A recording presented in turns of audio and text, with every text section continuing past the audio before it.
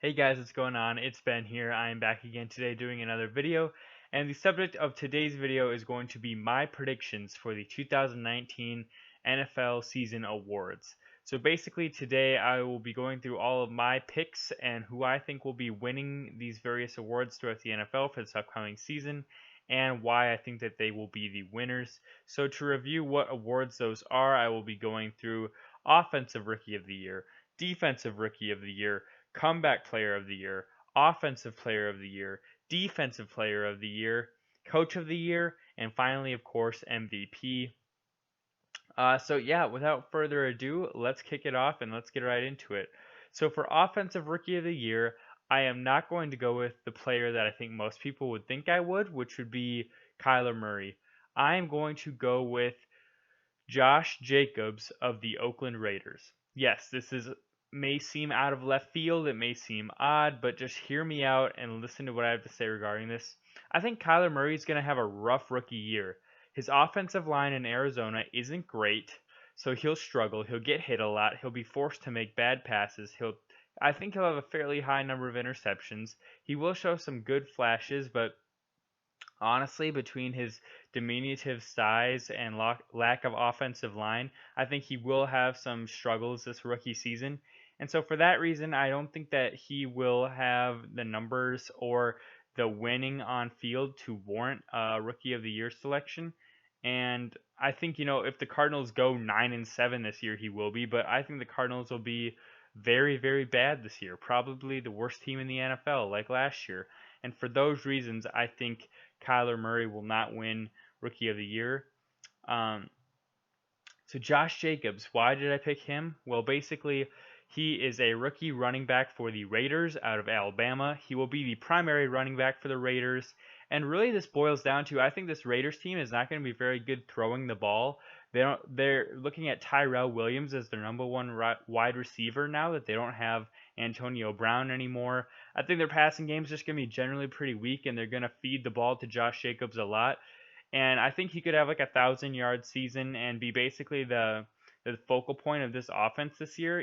Derek Carr has, in my opinion, regressed a little bit since his injury 2 to 3 years ago. He also doesn't really have any weapons, as I previously said. Tyrell Williams is like his only guy. He's good, but Tyrell Williams as your number one receiver isn't a good sign, in my opinion. Um, so besides that, let's see here.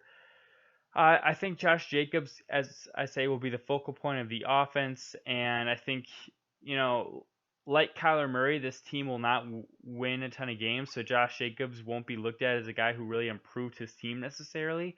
But I think the Raiders will probably be like 5-11, 6-10, so it'll be more acceptable for him to win Rookie of the Year versus Kyler Murray, who I think uh, the Cardinals will go like 4-12, best case scenario if they get some breaks. Moving on past that to Defensive Player of the Year or Defensive Rookie of the Year, I have the linebacker Josh Allen of the Jaguars. So this one was hard for me. I don't know if there were a ton of standout rookie um, defensive players that I looked at and was like, wow, I can see them coming out and being a stud. I didn't really see many of those per se. There's some people that would pick this person or that person. I think Josh Allen, I think he was like the sixth or seventh pick by the Jaguars. I think he'll slot in really nicely into a starting position and he'll play a lot of snaps. And I think that he'll get a lot of tackles. And honestly, for a rookie defensive player, if you can be one of the highest tacklers in the league, that can get you Rookie of the Year. And I think that that's what Josh Allen is going to do, much like Van Esch did last year with the Cowboys. I don't think he was Defensive Rookie of the Year, but I think he was close. But he just had a ton of tackles, and that's really why he was Defensive Rookie of the Year. I think Josh Allen will be in a similar boat to that. Next, for Comeback Player of the Year, I don't think this one's too wild. I have Le'Veon Bell. I'm predicting Le'Veon to probably get about somewhere between 1,000 to 1,200 yards this year. I think he'll be the focal point of this Jets offense since they don't really have any good receivers.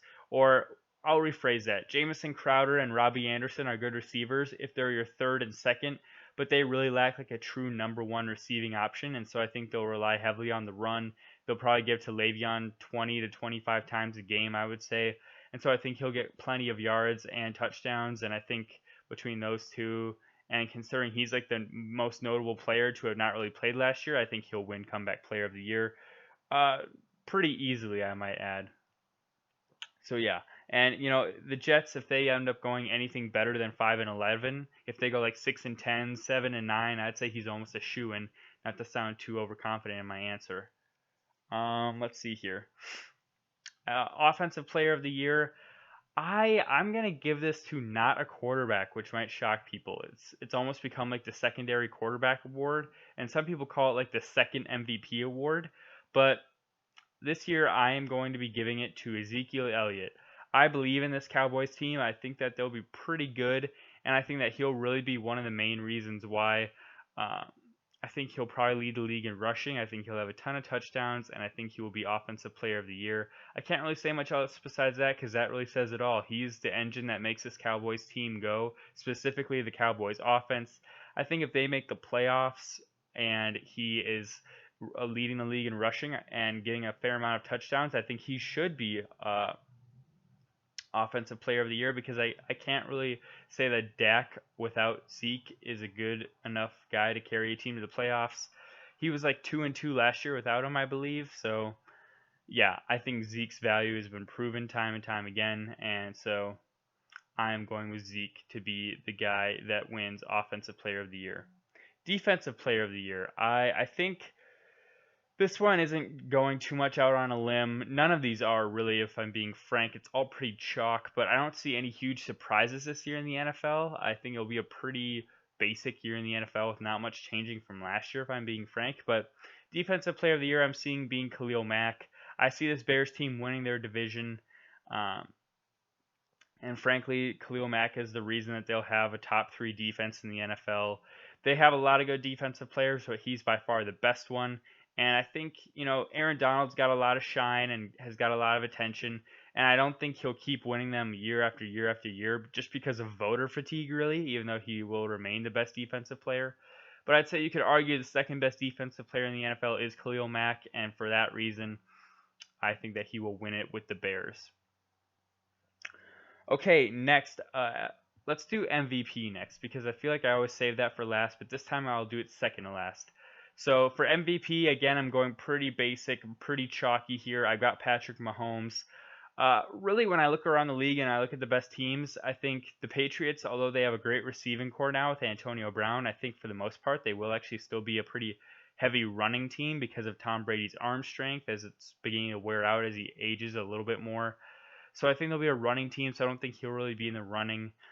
I think the Chargers will be good with Phillip Rivers again. I think he'll be in the running, but I don't see him winning it just because I don't think that they'll have a good enough record to warrant that. I think they'll be like 10-6, which I don't think will be good enough. The Steelers, I think, would be a good team, but I don't think Big Ben will warrant MVP notice just because I think the offense scheming gets more credit than Big Ben himself. I think Zeke will be in the mix for sure, but I think they'll give him Offensive Player of the Year to basically say, you're not MVP, but here's a really good award, and he'll win that. Drew Brees, I don't think will be good enough as far as last year. I think his arm started giving out just a little bit, so I don't see him winning it. And honestly, guys, I never thought that Jared Goff should have been an MVP candidate last year, even though he kept getting billed as one, so I don't really see him. And that really leaves our man Patrick Mahomes, the gunslinger himself, the second coming of Brett Favre, if there ever was one. He really reminds me a lot of Brett, and I see him winning it. He's young. I think he's 24 still, maybe, and he had like a 50+ touchdown season last year. I expect him to have like around 40 to 45 this year, just because you can't sustain that level of production all the time. Plus they have more running backs by committee this year, so I think that might encourage them to run it a little bit more. With all this being said, though, I think that they'll have a ton of wins, probably have like the best record in the NFL, and I think that will complement Patrick Mahomes' really good stats, and he will be a back-to-back MVP, much like Favre was. Favre actually won 3 straight in the 90s, but I see Mahomes winning back-to-back here. And then let's see here. Coach of the Year is the final award I have to touch on. I see it being Andy Reid of the Chiefs. Again, a pretty basic pick. I don't see there being a lot of like surprise teams in the NFL this year, which I feel like it's normally the coach of the year is like coming from a team where the team was basically not that good last year and then they rise up and they're really good this next year. I don't really see that being the case with many teams in the NFL, or if they do improve, it'll be like 4-12 teams improving to 7-9, and that's not really going to warrant a Coach of the Year award. I think they're just going to go with the best team in the NFL. They're going to give it to that coach, like they sometimes do, and thus I think it'll go to Andy Reid because I expect the Chiefs to be 12-4 at the worst.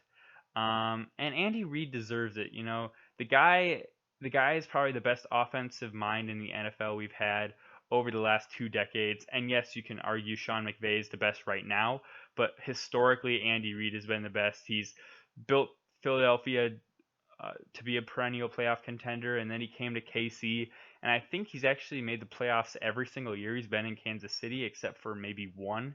But he's been there like uh, something like this is going to be his 7th year there or 8th year. So he's played really, or he's coached really well. He's had some really good teams to field, and yeah, I think that he'll win it, and I think this will be his second time winning it, and I think he'll definitely deserve it if he does win it.